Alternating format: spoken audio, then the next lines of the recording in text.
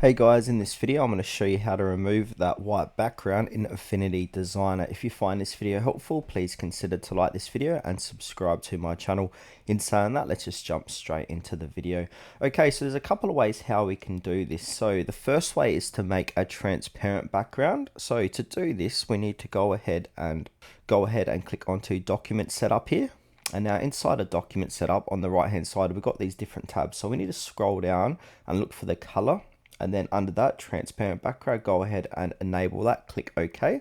Like so, that's going to create a transparent background. So you can go ahead and download your image and it's going to remove that white background.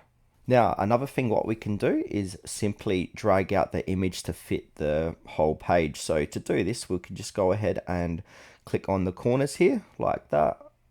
Click on the corner like that again. Might center this a bit more and then drag out the edges like so, and that's how to remove that white background as well.